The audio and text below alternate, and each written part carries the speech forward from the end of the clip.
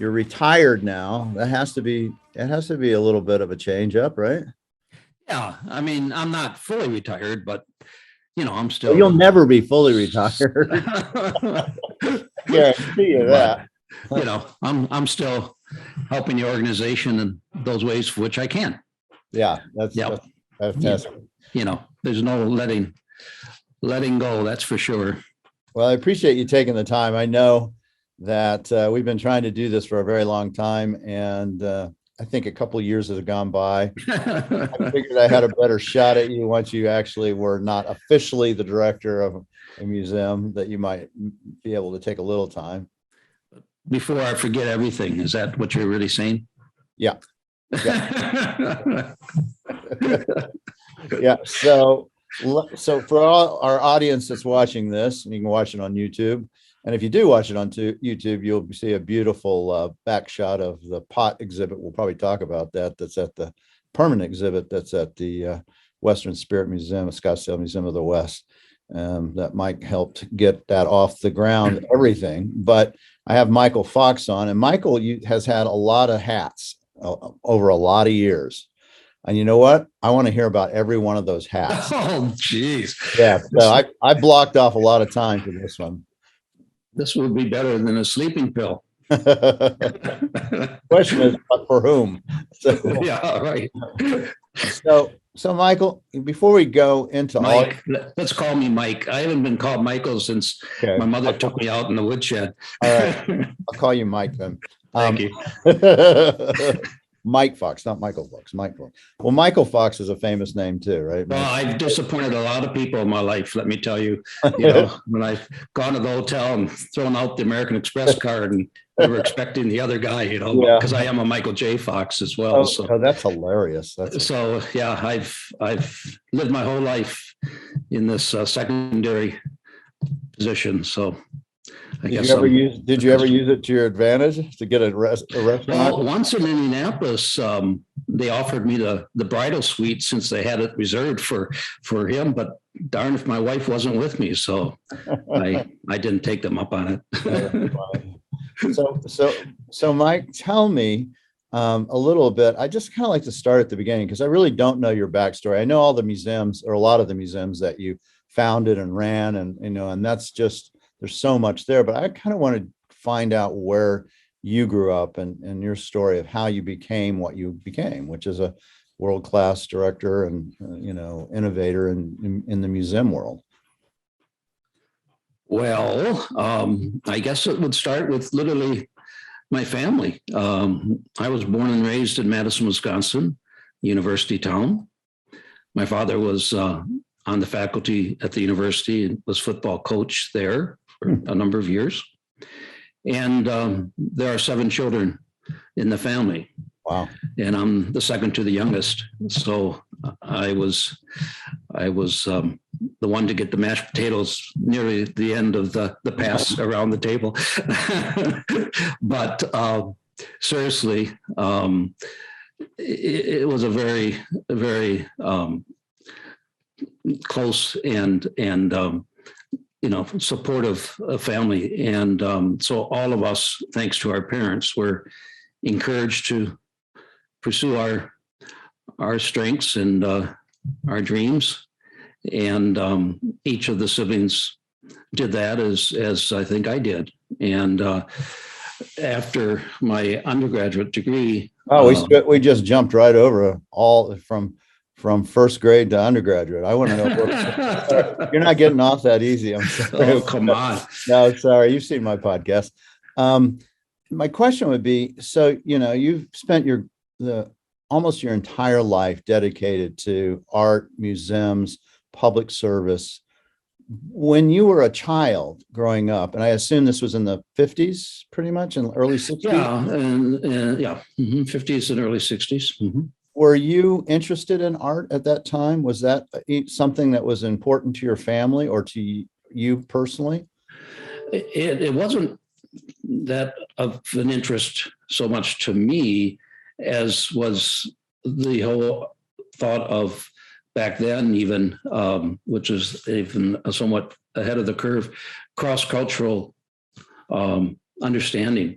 And that came from literally our household, because each of us kids had our own bedroom. And so when one of them went on to their choice university, the bedroom would be given over by my parents to the a graduate student, international graduate student of their choice. And so literally from knee high through high school, I was raised with young men whom came from all parts of the globe and were working on their doctorate program at the University of Wisconsin. And so, I had surrogate brothers, in a sense, through that whole childhood. And it caused for me to have immense both interest as well as opportunity to learn about their different cultures and to, have this 24/7 year-round kind of engagement with these students. So that really started me in the interest of what ultimately became the profession that I moved into to further that interest about both living cultures as well as those that preceded the ones that are on Mother Earth today. So yeah, it really did start from childhood. And through high school, I was very involved, very much a leader in the high school, both president of the freshman and senior classes, and, very involved in anything within that community to, as a young student, to contribute to its own development, if you will. So it's been my nature always to be one who has wanted to, learn and grow and contribute, and have always as the foundation of such opportunity, cultures, and participation in gaining greater understanding of them and respect for them, and then figure out how our institutions can reflect that in what we do. Was that whose idea was it to have these postgrads live at your house for so many years? Whose was that? It was my mother. She was just so much ahead of the curve in everything. As a mother, of course, of 7 children, she herself was very active, but she had her own profession and her own interests. And what did she do? Excuse me? What did she do? She was a public relations professional for the YWCA in Madison. And so she was a wonderful writer and communicator, and mother of the community, I guess you might say, just really exemplar in everything she did with and for us and for all other of our friends and people of that community. She was hugely active. And of course, my father, being a football coach, was so committed to that profession, and also at that given time in the university settings, many of the football coaches had to themselves teach, and my father taught in the engineering school. So he was hugely engaged. So he really was very reliant on my mother to be the conscience of the family, and to see that all of us kids matured in the manner that they would have expected of us. Yeah, I can tell just by your facial expressions that she was the nucleus of this family. She really was. I won't say it was matriarch, but it certainly, for all of us kids, we depended upon her and leaned on her, and inspired we all were from the life that she led and the way she organized us. I mean, with a large family like that, she was never one to do anything independent in that sense. I mean, she always had us assigned to different responsibilities and Sure. and tasks. And there was a regiment to our life. And I got up at 4 o'clock every Saturday morning to scrub the floors and things of that sort. We all were with schedules and understandings of our responsibilities. I think we had 72 windows in our house, and the reason I know that is that every fall and every winter we had to change the screens to the storm windows on a 3-story building, and it was again the 4 boys were the ones responsible for that, and so we hung outside the windows and did all those things that others may not dare do or should do. But anyhow, we really were very reliant and thankfully so for the way our mother managed us. Yeah. And of course, don't get me wrong, my father was indeed the disciplinarian. Oh, I'm sure as a football. I mean, he brought those football coach mannerisms I'm sure home to us. Yeah. And did your brothers or sisters, any of them follow in what you have done as well as kind of public service in the arts or anything? No, they all have followed their dreams and have done just superbly in each of the disciplines selected. And we have one commonality, and that is that we're all rebels. We all push the envelope, and our parents expected that or encouraged that. For us to meet our potential, we had to see that we really took the bull by the horn and did things that others might not dare do. And every one of my siblings in his or her own profession have been leaders in it, have been the best at what they have done, and really have excelled. And foremost, they have loved the work that they've done, just like I have. Yeah. So a risk taker to some extent. We're risk takers, no question about it. Yeah. Yeah. Well, I think when you start museums from scratch, you have to be willing to take a lot of hard knocks because everybody tells you can't do it. And you have to basically prove them wrong. And you've done that on many occasions, which we'll get to. But I mean, it's not for the light of heart of those individuals that want to do what you've done. So you graduated high school, and what did you think you were going to do out of high school?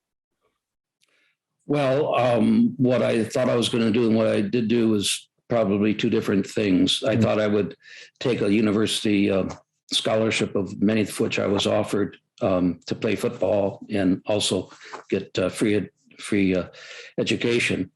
But what I chose to then do right out of high school was to go to a prep school, a residential prep school back in Connecticut for a year. And we became the best of the football teams in this country for that particular,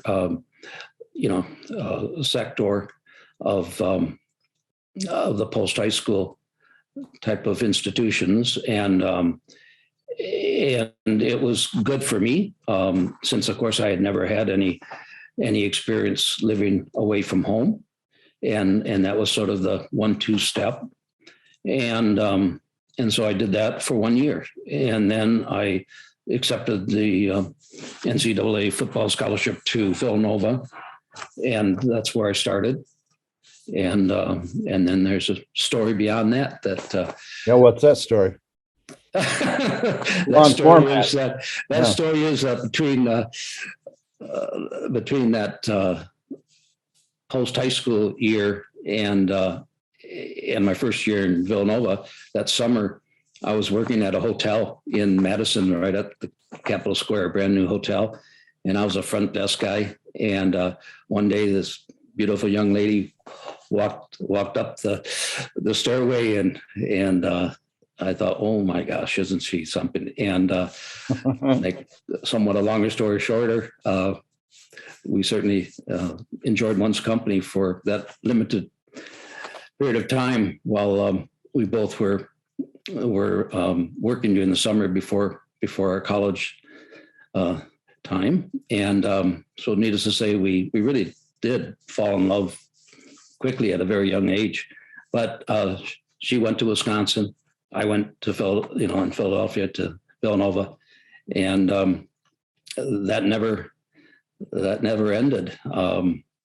This is how truly the story goes. Every single night at 10 o'clock Philadelphia time, I would call my wife at her dormitory. Of course, she wasn't my wife then, yeah. And we had to. Back then, of course, you're so young, you don't remember this, but those of us that back then had to make a long distance phone call, you had to go through an operator. Mm-hmm. And it got to the point, literally in Philadelphia, that's large a community as that is, the operators knew whom I was and who I was going to be calling at that hour of 10 o'clock each night. They probably laughed and giggled at it too. I'm sure they did. And of course, back in the dormitory life, you didn't have then, of course you didn't have cell phones or anything, but you didn't have phones in your room either. So there was only one phone on each floor. Yeah. So my wife, Jean, had to run down to whichever phone was not being used on whichever floor she could find one to be able to receive my call at that infamous hour of 10 each night. And then she got every mark. This is the way you get the right wife, is every Monday morning she had delivered at her dormitory a red rose. So through the whole school year, she had a red rose to begin her school week. And then you're probably going to ask, well, how, as a young guy and with no money and a football scholar, how did you pay for that? So I set up a business in the dormitory at Villanova, because we all had back then the requirement to wear a sport coat and tie, a shirt and tie and sport coat to class. So I set up the business where I would iron all the guys' shirts in the dormitory, but they had to wash them, and then they put them on hangers, and then they hung them in front of one of the Johns, and then whatever my weekend schedule was, if we were playing at West Point or wherever, we might have been playing ball that time, I would always have, when I came home, the 20, 30, 40 shirts for me to iron until Sunday night. And so a quarter a shirt paid for the $400 a month cost of having these phone calls every night. So that was my business of the year. I have a question. Do you still iron your clothes, or do you always send them out now? Do you know that I iron the shirt that literally I'm wearing in front of you?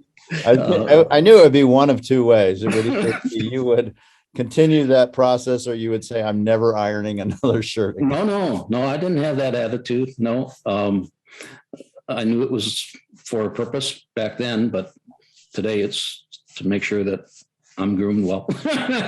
Yeah, well, I paid for a college during one summer by doing all the dishes in the mess hall kind of thing. There it is. I bust and I cleaned, and I can tell you, I don't like to clean dishes anymore. I'm just the opposite. It's like, I've done my job. I'm never doing it like that again. Well, I went to a parochial high school, unlike any of my other siblings. And the only way I did, again, was through a scholarship. And that scholarship was to wash the dishes every day in the cafeteria. So from 11 until 1, I did what you did. Yep. And it is true. It is not something for which you want to continue. One thing you will learn is, if you're in one of those situations as a customer, that you will clean your tray. You don't just throw it all full of crap on the throw everything away, because at the other end, some poor guy or girl is having to clean up. Yes. So exactly. I have great respect for those people. So you go to Villanova on a football scholarship, right? And do you stay in the football program all 4 years? No, I did, but not at Villanova. So after the first year, because of the love that we had for one another, I returned back to Wisconsin, and I transferred and then played ball for the next 3 years.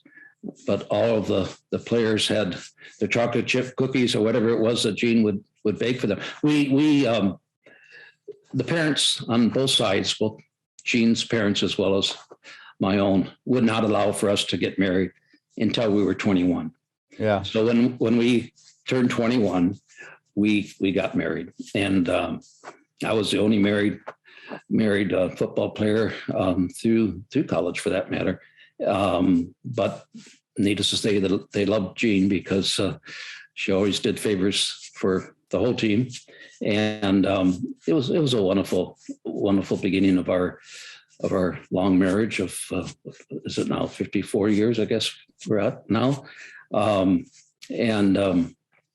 So we made it through the undergraduate program there. Yep. What position did you play in football? I was wide receiver. Okay. I got hands. Much better. And my father always taught all of us boys how to downfield block. As he said, that's more important than having the hands. So back then, of course, they allowed the kind of rolling downfield blocking that was fun to do. And of course, back then too, the helmets weren't as sophisticated as they are today. Yeah, I had one bar, because I was a wide receiver, and so I've broken my nose, I think at least 6 times. Yeah. And it's just, I can't follow my nose, or else I'll be going a little bit different direction. So when you graduate, what was your degree in? It was in communications and management, or business. Yeah. And it was right in the midst of the Vietnam War. So what year was this that you graduated? Like 66? This was in 69.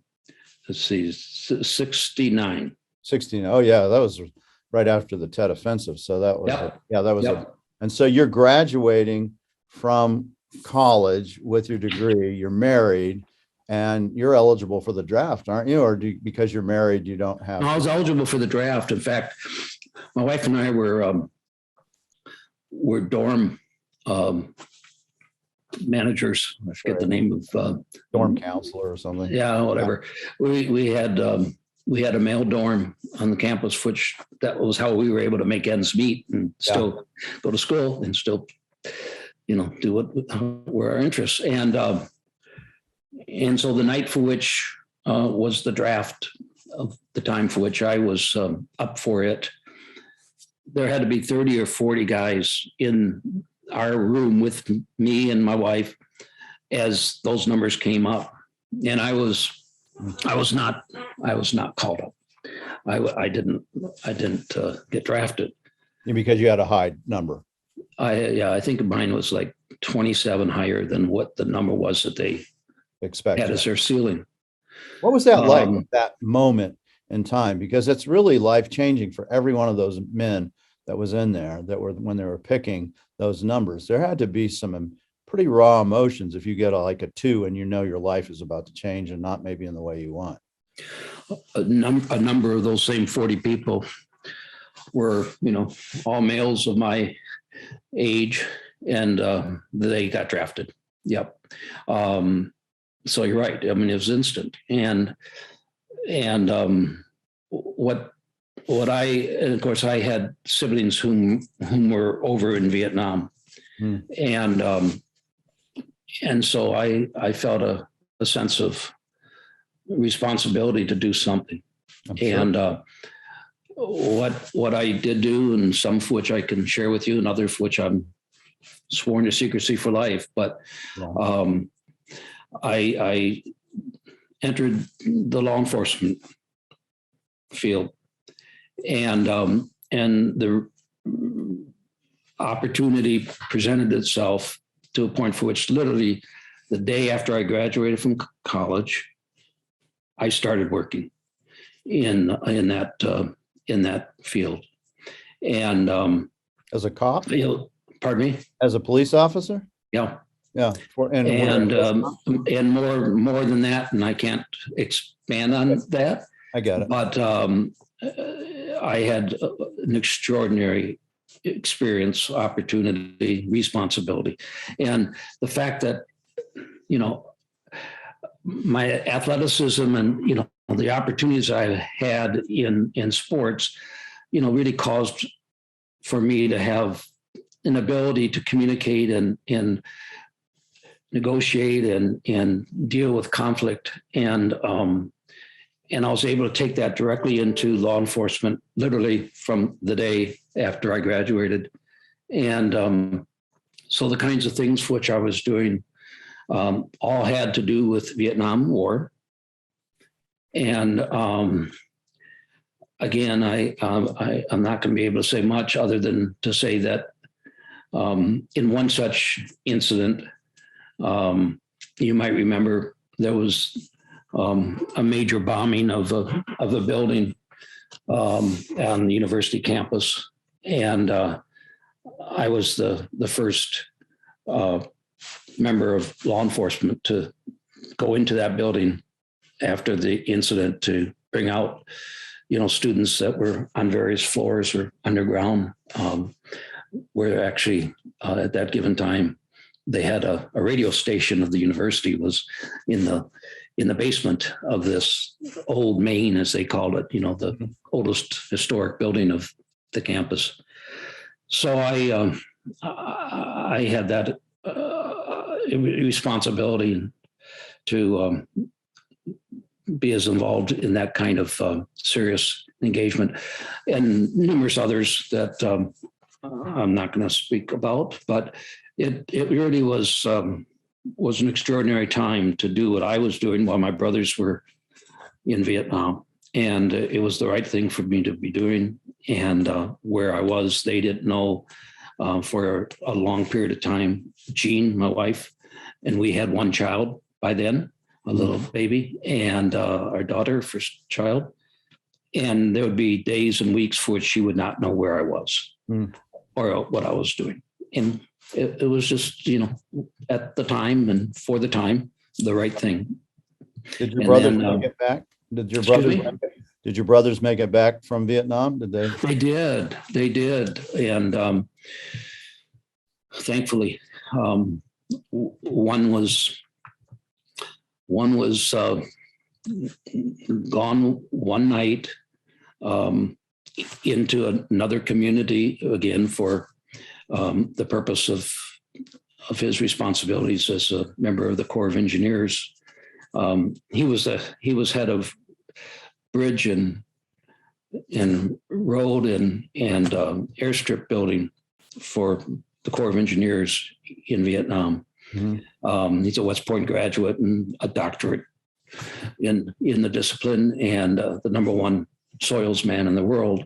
And he was gone one night to another community to deal with a matter about an engineering challenge, and came back, and all of his men were in the same residential complex they were in.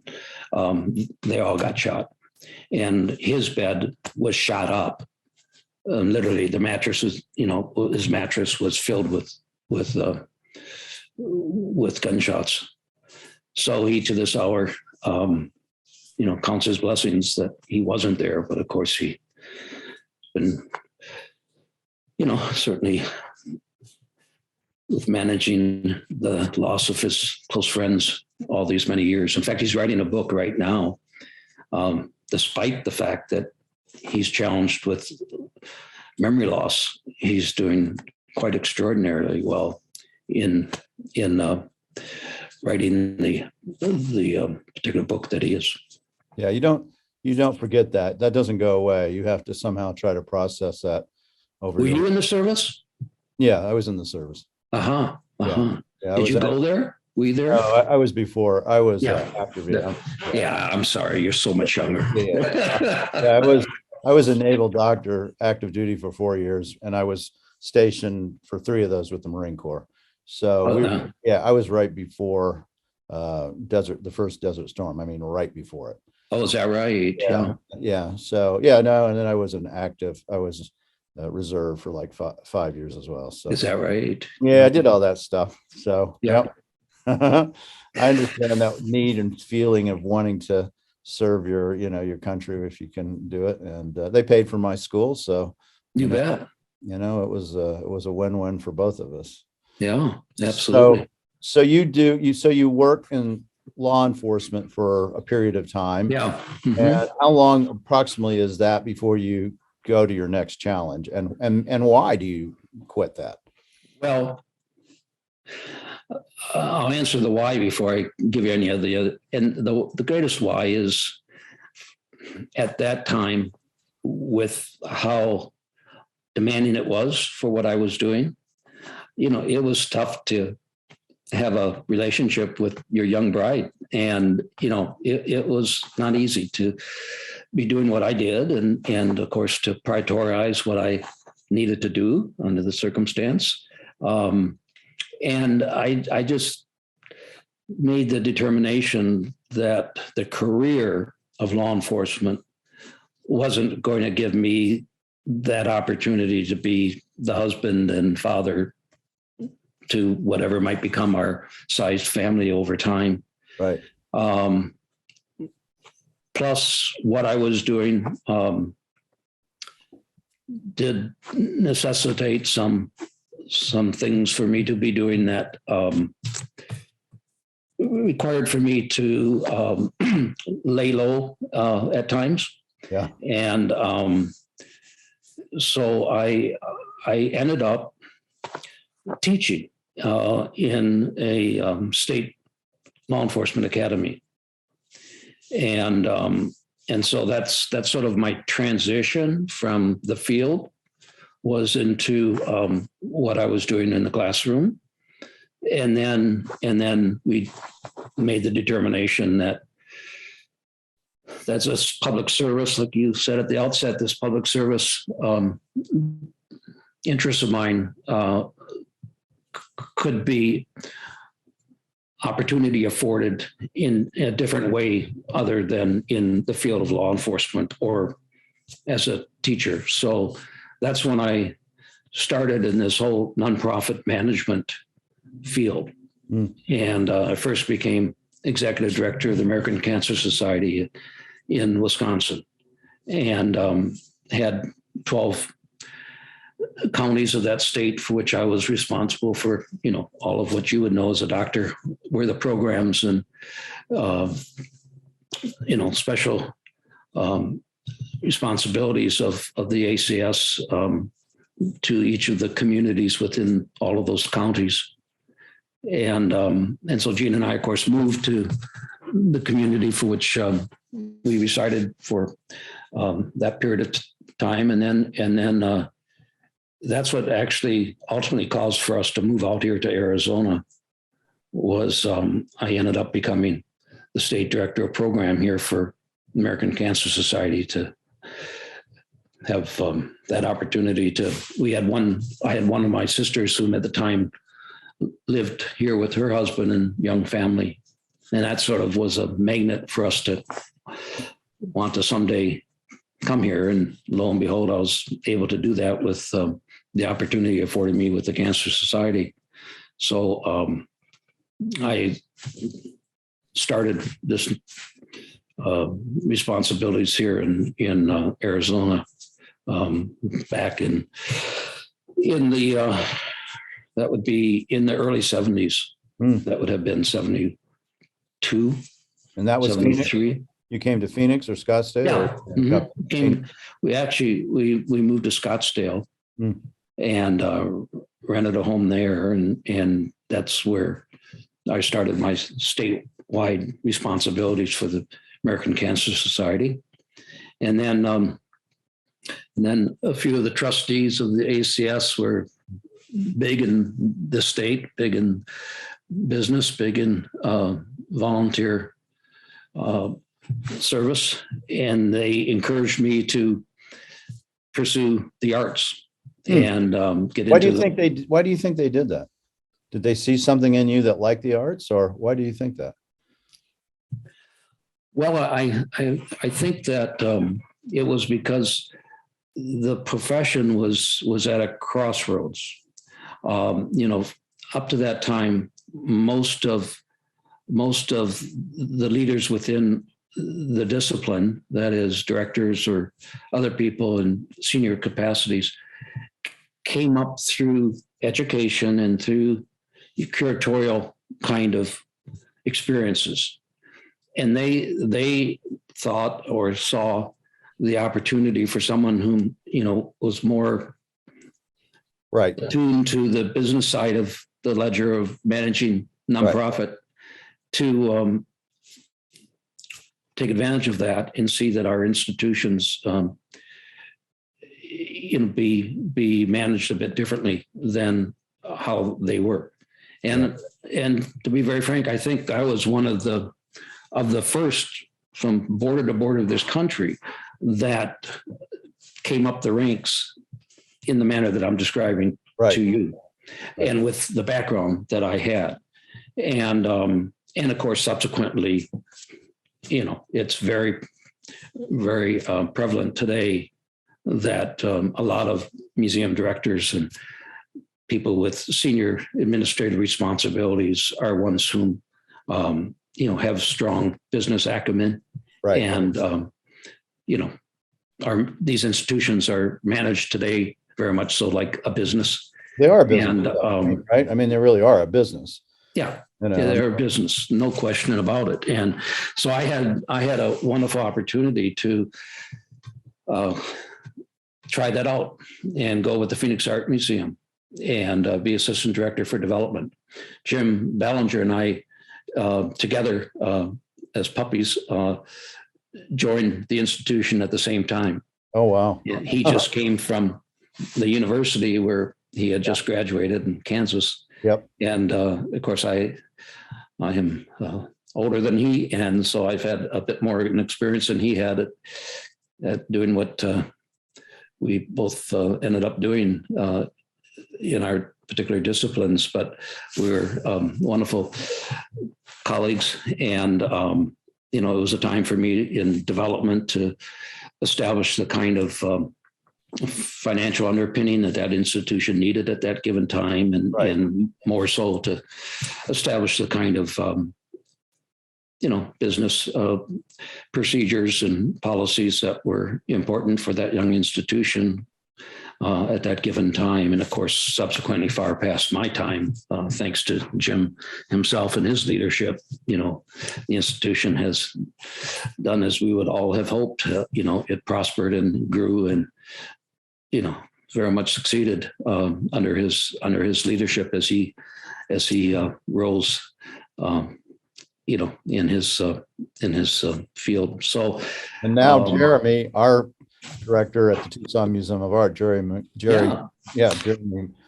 Mizalozak, is going to be leaving Tucson Museum of Art and coming to you guys. So that's it. I reached out to him when that was announced and celebrated with him the decision, and I'm hopeful that he will find it and his wife to be the right decision for them both here in the Valley, despite the fact that they will miss the frequency of having you and Catherine in their sphere. They will still have the closeness of friendship always. Yeah, no, it's a great thing. I think it's a great thing for him. It's a great thing for Phoenix. I'm excited for them. Sad for our museum because he was such a pivotal individual in growing the museum and really being, first-rate museum director. And we'll miss him. It'll be hard to fill those shoes, but he's going to do, I think, some great things, and he'll stay there. Hopefully he'll do 40 years like Ballinger did, Well, those guys have a different pattern than I. I'm the poster child for in business schools for a guy that can't hold a job, Well, I see it totally different. I think what it is, and I've already learned something just from listening to this, is that you like a challenge and you're a risk taker. Once you accomplish what you need to accomplish at a place, I think you probably maybe get a little bored and go, I want to do another one. I want to do this again. I may be wrong, but I get that sense that may be part of it. Well, every one of them has been because of the opportunity presented, or, the conviction that I had that something could be done maybe better under my direction, or at least differently. And so no, every opportunity that I have thankfully been afforded has been a growth in an experience for me, as well as I hope a growth experience for the institutions which I've been affiliated. So when I left, when I was at the Phoenix Art Museum, I had the opportunity afforded me to join the Heard Museum. And not as its director. For the first 3 years of the 13 years I was there, I was administrator. And so I worked, of course, hand in glove with the director. And who was the director at that time? Dr. Patrick Houlihan. Oh, yeah. Okay. And we had a wonderful collegial relationship. And it was a great indoctrination for me, not only into the particular field of anthropology that institution at that given time was so focused, but also about the living culture in terms of the Native American. And my interest in Native Americanism goes back to Wisconsin days, because we had a lot of close relationship and working experience with Native Americans in that state all through high school. We did, and so my interest in learning more about the Native American cultures of the Southwest in particular were great, and so that really got me into that mode of both study and relationship fostering, and really, becoming much more engaged and knowledgeable about the subjects that such institutions like the Heard represent when they are representing those living cultures. So, what a great place to work too. Just to me, I said to me, that would be like the ideal place to have a job, because every day you could just go look at their collections, which are so amazing. Just the Kachina room, the Goldwater Kachinas alone, I could spend years and just trying to, dissect all the things in the jewelry. And for those who haven't been to the Heard Museum, I highly recommend it. David Roach is the director now and doing apparently a really wonderful job. So exceptional job. Yeah. So the first 3 years you're in the administration at the Heard, and then what happens? Then Sandra Day O'Connor, yet to be the justice, but she was judge in our state, as you like, her history. She was our board chairwoman, and she came to me and asked if I would consider, when Dr. Houlihan resigned, to accept the position of director of the institution. And her whole thing was that the Heard had to change. We had to be less a club of a couple hundred members and less engaged as she had wished for the institution to be in the community and beyond. And she felt that I had those abilities to push the envelope and have the institution over time become much more community centered and responsible at having the kind of relationships with the living culture that was deserving of them. And what was she like, by the way? She was the smartest human being I've ever met. I can tell that you really have a passion for her. I can see it in your face.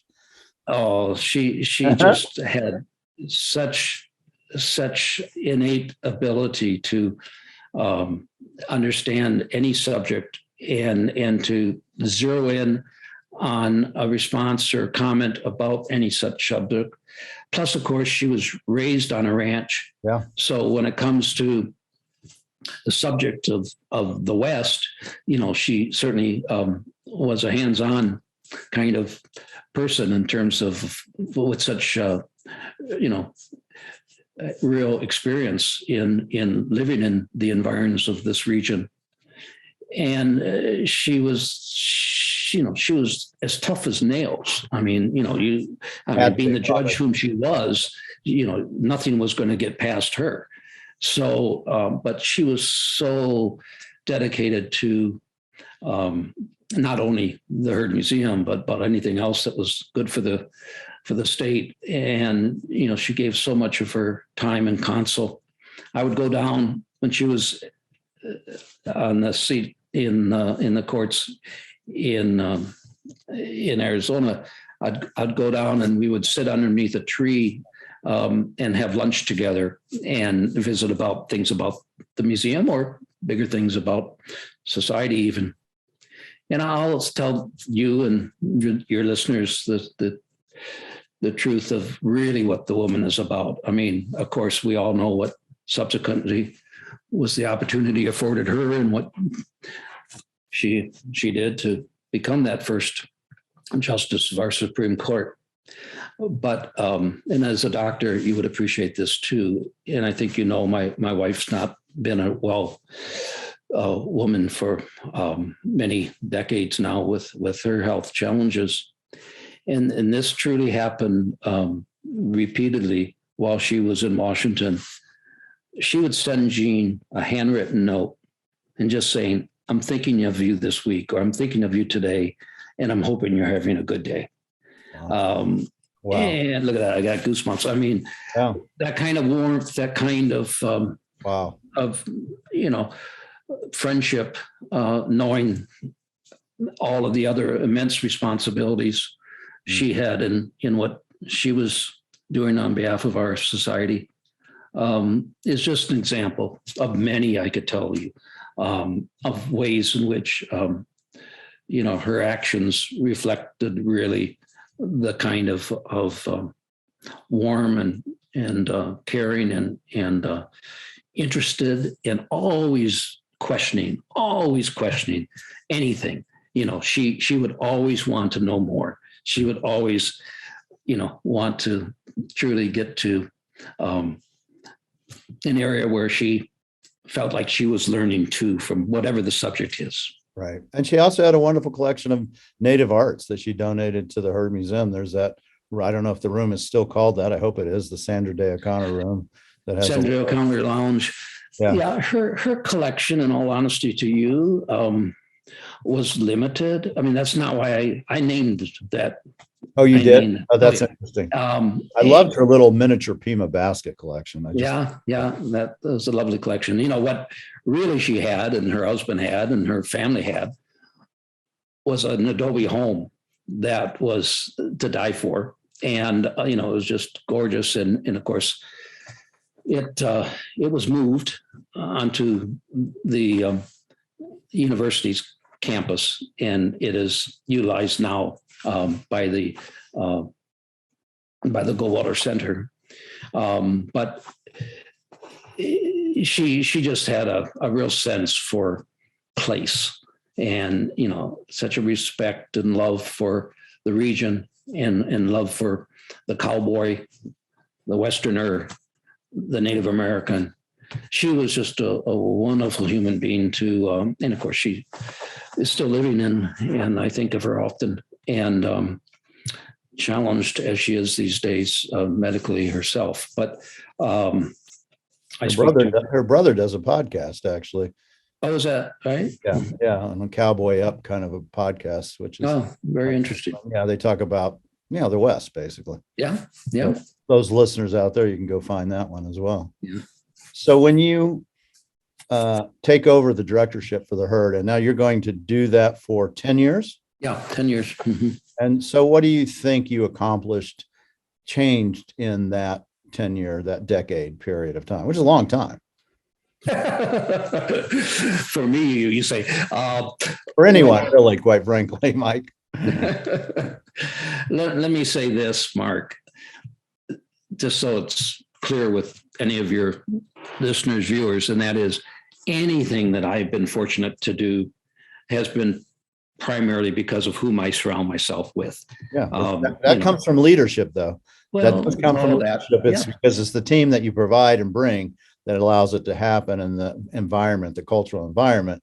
So yes, I agree with that statement, but it does come from the top up, in my opinion. Well, thank you. But, you know, I really have been so reliant on others to join forces and to dream and to dare and to be persistent and to be courageous and foremost to be sensitive and sensible. And so whether it be the Herd or any of the other institutions that I have led, I have had such people whom I have been so fortunate to embrace. And in fact, at the Herd, for instance, some of those same colleagues whom were young once themselves are still there. Yeah. And it's a point of pride for me to see their maturation in the field, but still responsible for the institution that I cared so much about. So to answer your question, that's a big question. I would say probably there are three different appendages that I would reach out to. One is our real effort to, over time, see that the Herd Museum was regionally, nationally, and internationally known and respected for what we became. And some of the wonderful collections that you alluded to, whether it would be the Kachina dolls or Reed Mullins textiles or, you know, other of these collections, some of which came when I was administrator, others which came, you know, during my tenure as director. You know, it really upped the ante in terms of creating an institution that we branded as being no longer a family institution, predominantly of Herd Museum stuff, but of other collections that really were important from the standpoint of historical and contemporary, representing the living culture, Native Americans. And so, you know, we really made that concerted effort to build this reputation that went far beyond it merely being the story about the Herd family. I say the second appendage, and none of the order that I'm describing is less or more important than the other, but it certainly was important for us to further the relationship fostering with the living culture in ways that really were meaningful to them and meaningful to us, and ultimately became exemplary in our profession, in our country, and frankly far beyond it. And I can speak to that later if you choose for me too. But we really made the decision that that we would involve the living culture in a manner that no other museum had really committed itself to do. Yeah, they weren't really doing that then, right? I mean, they weren't really doing that kind of thing. They weren't doing it at all. Right? No. And so we wanted to do, and we did it. And so, you know, there was no exhibition of many that we planned for that we didn't have, you know, the artisan himself or herself involved in the planning, that we didn't have other Native Americans appropriate to whatever the subject of the exhibit might be. So, you know, we really had this collaboration or partnership, as I like to say. I think we moved from what most other museums hadn't begun to do, and that was most museums were what I called independent. They were themselves, you know, many doing good things for themselves or, you know, within their four walls. When I made the emphasis that we had to become more interdependent, that we had to foster the kind of relationships that really were of immense importance and meaningfulness, that we were not going to any longer be an institution that my wonderful curators that have their great degrees, learned a lot from their study, and they were speaking on behalf of the living culture. I wanted the voice to be the voice of the Native American. And that really has been the foundation of the institution ever since. And that is to encourage that kind of participation and engagement. And of course, we did such things. I mean, when I left the museum 10 years later, greater than 50% of our staff were Native American. When I came to the herd, they had only hired one Native American ever in the history of the institution, and he had a broom in his hand most of the time. So, I really made a concerted effort to have this be a way to show that we were not to be an institution talking about a living culture, but be an institution that was, with their engagement, talking with the Native American and having them be the voice appropriate for, representing their peoples. Here we had in Arizona, as you know, we had 22 tribes. What we had to do to have that kind of interplay with them and engagement was really critical and really exciting, and really caused for creativity to happen in terms of how all the different ways we can do that. For instance, when I doubled the size of the herd in its development in the physical manner, I had a media center. And again, this was far time before many other institutions, so many others now have these kinds of introductory media experiences. But back then, there weren't many that were doing this kind of a thing. And I made the commitment as part of the expansion of the building to double its size, that we would have such a introductory center that would be only the voices of the Native American, only the messages of. So, in fact, the whole program, the whole multimedia experience was called Our Voices, Our Land. Mm-hmm. And it was truly just world class. And it got every award imaginable.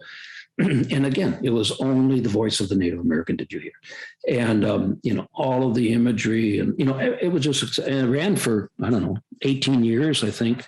And it still is in the museum running, but not is it in the main media center. But that's what was your introduction to the herd for all those many years, far past my time there, was, the introduction to the living culture by having them share their life way. So, and that was the thread that was woven throughout the museum, was to encourage that level of engagement and participation, and more so to result in their gain pride for their own peoples in their contribution to the American West or the Southwest or to humanity in general. And so there's did you start the herd show that they were having in March for the Indian market? Oh no, that was started a number of years before. And that was started by volunteers, and it still is managed by what we call the guild. And it's just another terrific annual event that allows for the living culture. But the gift shop, for instance, in the museum during my tenure, and of course subsequently, not only is it a cash cow in terms of real value to the museum to help support the operation, but I always thought it to be, as did my shop manager, whom I hired from the Hopi reservation. He wasn't himself Hopi, but he was a trader up on Hopi for years, Byron Hunter. And it was as much, to be honest with you all, a means for us to support them socially. Because, whether it was one kachina under one's armpit or multiple pots brought in at a time by an artisan, they had a need. They had a need to sell in order to live, in order to pay for that diabetic medicine that was needed by themselves or a member of their family or whatever else might have been the social need of their doing the work that they were doing. We were able to pay cash, right then and there. No, bargaining and no delay of any sort. We paid them right on the spot. Right. And there would be days of the week for which literally outside our gift shop, we would have a half dozen to a dozen artisans there selling their goods to the museum. Yep. And so it not only was at the end of the day of such value to the museum for what then would be the income that we would derive from the resale of their work, but it was to many of us as important what we were doing with or for the artisan to support their everyday need too. Yeah, I agree. I feel that same way when I, buy art from silversmiths, and I get that same pleasure that I know I'm helping them and they're helping me. Exactly. So I guess the third appendage of what was your earlier question, I would say the role I was able to play under the auspices of the herd on a national level gave me the opportunity to see that our country actually assumed greater responsibility than what they were for how our institutions, how our museums were managing this whole responsibility at dealing with living cultures, and particularly the Native Americans. And so in 1987, I went to Congress and I went to the Committee of Interior, and Senator McCain and Senator Inouye from Hawaii were the co-chairs. And by that time, Mark, I had 15 years or so of experience in the profession, and every regional meeting, every national meeting of the American Association of Museums, for which I served on its board. I was president 2 terms for the Western Regional Association. Every one of these times which any of us would be together in the museum community, and members of the Native American cultures or other living cultures and the scientific community were present. There was such factionism. There was such, real dispute as to, the responsibility of a museum and responsibility for the care and protection of select objects within our kind of an institution, and the responsibility of the scientific community in the management of those from literally within the ground on out. And it was just year in and year out, I kept seeing this immense conflict. So in 1987, I went to Congress and I proposed a national dialogue on museums, scientific community, and Native American relationships. And, I wanted to push the envelope and see that there become the kind of change that was critically important. For too long, things weren't going the way they should, in my opinion. So I presented this to this congressional committee, and I'm sure that McCain and Inouye and all the other members thought I really was nuts. I mean, who are you? We've tried over and over again to do this and that, and got nowhere, and da da da da. And so there I am in this congressional, witness role, and I said, "Give me a chance." I said, "Here's what I propose. I propose that there be an 18-month dialogue representing these three different sectors of our society: the museum community, the Native American community, and the scientific community. And I'm not asking a dime from Congress. I won't accept a dime from Congress. I will raise the money to make this happen, but I won't go forward with it unless I got your support. And that support has to come in the way of this committee to endorse it, for you and all of those members of this committee to give to me the support of your staff as needed, and for your interest to be shown by, your either attendance at some of these dialogues, or in some other way to reflect your commitment to what I would commit to. And so they heard me with this verbosity, and I said I would like to have a response one way or the other back within a couple of weeks. So I got that infamous call from both McCain and Inouye on the same call, and they said the green light is given, and we're on, and we challenge you. And so I raised $2 million in the next week to pull this off, from the private sector, of course. And then I first went to the dean of the law school at ASU at the time, and I asked him to be my facilitator, my professional facilitator, with then subsequent Native American support of equal experience. And then, of course, I had to get the museum community nationally to support this whole notion.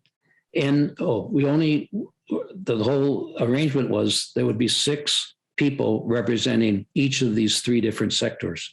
Mm-hmm. So 6 people of all of the museums, 5,000 plus, they would have to agree to 6 people that would represent the museum community. The Native American community, for which we had at the time, 428 tribes, they had to agree to 6. Can you imagine? No. And likewise, the scientific community. And which was the hardest to get to agree? The scientific, the museum? Or scientific community was the hardest because there were so many different disciplines. Yeah. Anthropology, geology, biology. You had to get, and it had to be all put into only 6 people. Right. And again, everyone and their uncles thought that would never happen. Right. Well, it happened. And to fast forward, we hosted each of the meetings at the Herd, and I had just, finished the expansion of the museum. So we had this wonderful new auditorium. And so we had these 18 people and the facilitator, and we had, of course, people from Congress, staff from Congress around the perimeter of the room, but not at all at the table ever. And I, of course, was administrating it all. And so the first 2 meetings, multiple day meetings, if you certainly can imagine, we got nowhere. I mean, everyone was still in their own camp. Yeah, they were all territorial. Yeah. They were all in the same camp of what they were for all these years. And I thought, oh my gosh, $2 million, all this work. We're really not going to get anywhere. We're going to not do anything. So I did a daring thing, which I'm known to do. I went out and met with the elder medicine man on one of the reservations nearby Phoenix. And I shared with him my whole mission of this dialogue, 18-month dialogue, and my challenge and the problem I was having at getting this group to begin to listen to one another. So I asked him the biggest favor I could ever have asked in my life, and that was, would you consider receiving only these 18 people and do whatever you choose to do for however long you choose to do it with, and see if your spirituality could be the cause for the change to ultimately happen for the good of humanity, for that matter. And he embraced the idea. So I got a Diocese of Phoenix bus loaned to me. I drove the bus, and I drove the 18 people all up to the reservation to his home, dropped them off, left, and I was to be called when the time was right. And I think it was about 10 o'clock at night when I got that call. And that was the melting of the ice block. I mean, it was just magical. And we then were able, for the next 15 months or whatever that period of time, up to the 18-month deadline, we're able to really delve into serious stuff. And, there was still dissension, there was still diversity of viewpoint, as I would say, but there was willingness to come together. There was willingness to really focus on the things that we needed to for the good of the mission. And so literally on the week of the 18th month, for which I was responsible at delivering a report to this congressional committee, we met the mark, and it was a very thorough and sensitive and sensible recommendation as to what needed to be done to really deal with this from government on through. And so it was the prelude to, in 1991, the establishment of the Native American Graves and Protection Act, NAGPRA. Yeah, NAGPRA. It was the catalyst that caused for all of us as a profession to take a whole new look and responsibility for how we relate with one another and our responsibilities to one another, and our respect shown for sacred and ceremonial collections. And to this day, of course, it's been a huge undertaking, very costly on the part of government, very time consuming on the part of institutions, because, whether it be the Smithsonian and the Field Museum or, the Herd or any other, we didn't have the level of collection, inventory acknowledgement, or we didn't have the degree of responsibility for the collection management, particularly as it related to what would be identified as sacred or ceremonial objects and so forth and so on. So, every institution from border to border of this country that had any such work had the responsibility to prepare. And when I was at Berkeley, for instance, they hadn't even begun to do an inventory of their collection. Right. So, all of this has had to happen subsequent. So it's been a major undertaking, and major things have positively happened resulting from it, from NAGPRA, of course, in terms of internally how we manage and care for and respect such collections. And how, back then, of course, we were literally in our field, we were exhibiting human remains. Yeah. Things of this sort that no longer, of course, is that allowed. And that took place in NAGPRA came in what, 1992? 1991. Okay. It was the Act of 1991. Okay. And Mhm. basically, if it's human remains, spiritual material, ceremonial material, every public museum that gets funding, I know, has to go through all their collections and do a review and then return it, or let different tribal entities know what they have, and if they want it, then to return it. That's correct. Yeah. And many have chosen not to. Many have chosen to, and I've been to many, many ceremonial, events that are private, that occur in museums, bowels of their institutions, where the medicine men or other spiritual leaders come and do their blessing, but they don't take the works out. Right. In certain cases, of course, and in many cases where there are known human remains, they've interred those human remains. Right. Or our government, of course, has created one repository that is not known by many, that house such sacred objects as human remains. If the tribe didn't want to have them removed and brought back to their own reservation, then they're in this other repository if they choose to do that. Right. Most of them have chosen to return them to their own land. But it's created a whole, what we were doing at the Herd, now every museum is doing, in terms of engagement, in terms of involvement of the living culture. And I've spoken on this subject all over the globe. And, whether it's England or whether it's Canada or whether it's, whatever country it's been, that they subsequently themselves did what we have done. Right.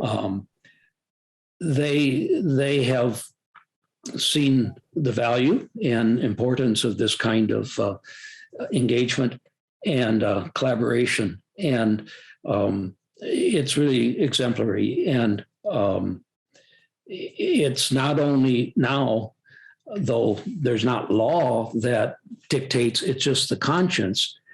It's how any museum is treating any living culture, whether it's Japanese or Korean or whatever might be their community. They're relating very differently than how our profession did so decades ago. Well, So I think you look at the things differently too. You look at objects